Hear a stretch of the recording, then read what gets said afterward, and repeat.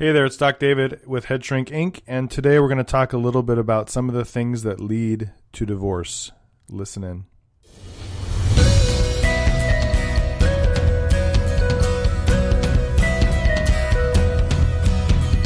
You are listening to Head Shrink Inc., your answers to life, relationships, and daily living. Hey all, Doc David. Hey, I know you haven't heard from me in a while. You're thinking, what? He's still alive. Well, it is the summer after all, and I've been gone on some R&R, as it were, and traveled across the country, traveled to Wisconsin, and back. So it's been a glorious several weeks off. I was working during some of that time as well, so it's not like I just have all this time I can take off. But no, I'm back now and going to try to get back into the regular routine of things. And so today I want to talk about things that can lead to divorce. Now, I have written down 10 things, so this is probably going to be a two-part podcast. So today we'll talk about 5 things. So the reason I think it's important to talk about something like this is because when life is going generally well for people and they're kind of just plugging along, people sometimes get stuck in a rut or they don't focus on the things that they should be focusing on, and they start to take things for granted. And then before you know it, they are disconnected from their spouse, or their spouse is not interested in the things that you're interested in anymore. And there's this drifting apart that takes place. And so I think it's important to pay attention to that. It doesn't matter whether you've been married a year. It doesn't matter whether you've been married 20 years or 30 years. It's important to stay aware of potential challenges in relationships. Even if you're super used to the person, it's important to stay focused and stay in the relationship. And so these are in no particular order. These are just some things that have come up as I've worked with couples over the years. Some areas that pay attention to that, if you are not paying attention, these could sneak up on you and kind of sabotage your marital relationship.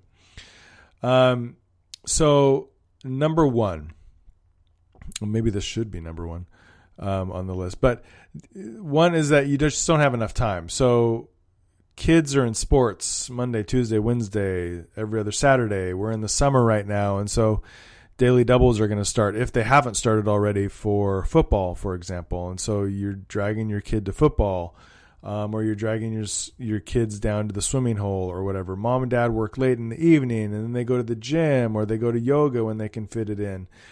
And so this busyness that happens definitely kills intimacy and kills relationships, because when you get so busy on trying to provide all these distracting activities for your kids and distracting activities for yourself, you start losing time.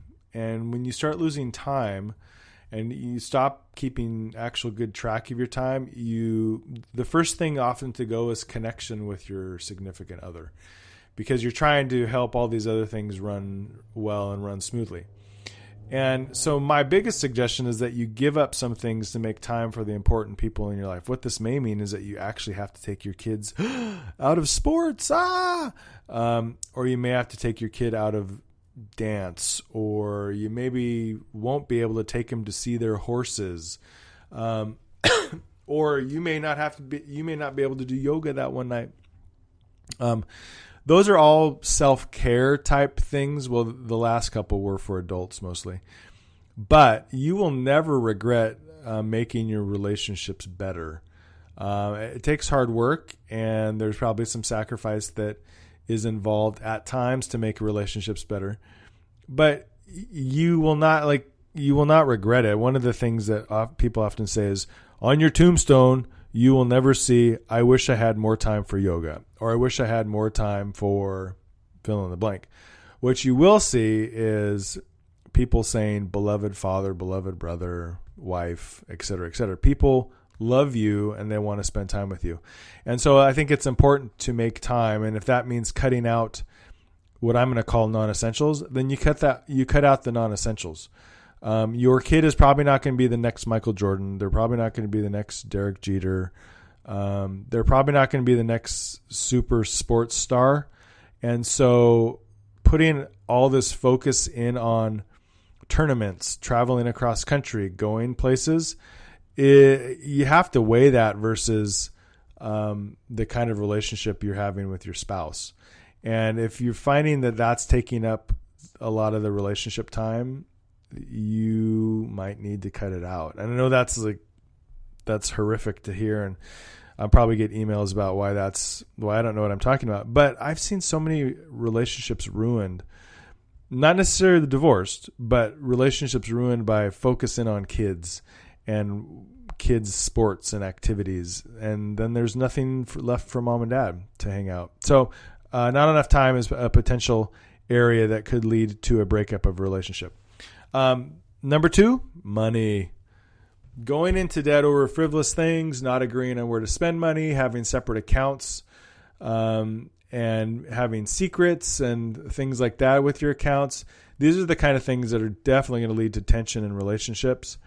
And the tension over long periods of time will fracture relationships and create sides, especially the having separate accounts one. That really, it may seem practically like a good idea, but there's something about that creates division in relationships. This is my money and that's your money. It's definitely not a good idea, generally speaking. I think it's a good idea if you're married to somebody or you're in a relationship with somebody that has like a gambling addiction or something like that. But generally speaking, it's not necessarily a good idea to have separate accounts. Teaching your kids how to manage finances is important. This is one way to be of one mind on money. It gives them their own strengths that they can use in their own relationships. And then you and your partner are, having actual conversations about money and having conversations about where money is going. But not being on the same page about money potentially can cause challenges in the relationship. Not being on the same page consistently for sure will cause challenges in the relationship. Number 3, family. Now, there's some families that are obviously dysfunctional and they're obviously not enjoyable to be in. And then there's some families that from the outside appear to be completely great and functional and working out well. But when tough times come, the challenges and the cracks show through. So a lot of times, many couples don't know how to break away from their family of origin. And this can definitely lead to some unforeseen problems. And so if you're in a relationship with somebody, but you always are placing priority on your parents, siblings, and other extended family members, your marriage I'm fairly certain your marriage is going to be doomed, or your relationship is going to be doomed long term, because you need to be placing the importance on the relationship that's right there in front of you. And now that's not to say that those other relationships are unimportant.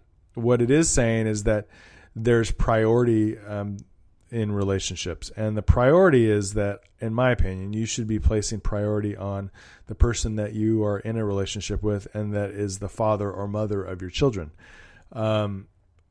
If you're often giving into your family of origin's requests for things, or if you're always going to someone's house for a holiday and not another person's house for a holiday, this is going to cause problems in your relationship. And so the sooner you can recognize that and deal with it, the better. Number 4, self-centeredness. Now, I draw a distinction between selfishness and self-centeredness. And some people kind of roll their eyes, mainly my wife, when I draw this distinction. There's this thing called self-care that people do, like going out, getting mani-pedi, getting a massage, going out to the lake and fishing. There's things that people do that I call self-care that some people call, well, that's selfish. Then there's self-centeredness. So one of the bigger adjustments in marriage is sharing things. And if you can't share, or you find it difficult, you need to figure out how to get over this, because it's going to cause problems in your relationship. The sooner you can treat your spouse like they want to be treated, which has to do with not being self-centered, the less likely your relationship or marriage is going to end up in divorce. So when you make your relationship about yourself, which would be self-centeredness, it sucks for everyone else, and no one wants to be around a self-centered person. Now, a codependent person may want to be around a self-centered person, but generally speaking, most average, stable people don't want to be around self-centered people because it's just no fun. They're always looking out for themselves. And this includes your children. I've worked with children before who will say one of their parents was miserable to be around because they were just so self-centered. Everything was about them. And self-care is okay, but being self-centered is not okay. And if anyone tells you that you're self-centered, you should take that comment very seriously and not just brush it off, because most people won't easily say something like that. But if they do say that, then it's something to pay attention to.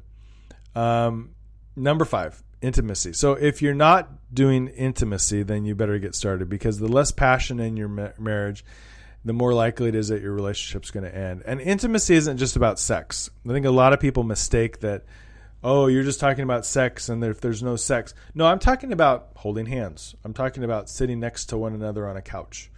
I'm talking about snuggling. I'm talking about your dreams. These are all kinds of things that are relationship builders, and they build intimacy between two people. If you're not doing that with your spouse, male or female, they are going to find people to do that with. And inevitably, that's how emotional affairs and then physical affairs take place. They don't start out with this idea of, I'm going to go have sex with that person. They usually start out with, I'm feeling miserable in my relationship and I need to talk to somebody about it. And instead of going to a counselor, they go to a friend, a coworker. And then they start having these little intimate conversations that shouldn't be happening. And then that intimacy turns into bigger things, like I said before, emotional affairs or physical affairs. Don't refuse to be intimate. It's a marriage killer. Now, a lot of times people have a hard time being intimate because there's such resentment that's in a relationship over time.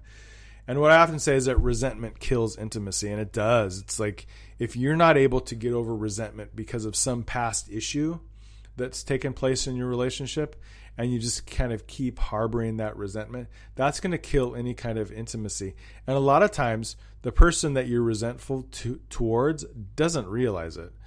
And if they just realize that, wow, you're resentful about this thing, they most of the time would apologize to you to make things right. And so that's where communication is important in relationships. But intimacy is definitely a place that could potentially, the lack of it, cause challenges in your relationship, and you don't want those challenges when you could easily take care of them. So next episode is going to be 5 more ideas that I think potentially lead to possible divorce or possible relationship breakups. Hey, if you like what you hear, please email me and let me know, or give me a like. My Facebook page is Doc David, and you can email me at headshrinkinc@gmail.com. I will be bringing back another podcast next week, the second part of Things That Lead to a Divorce. Thanks for listening in.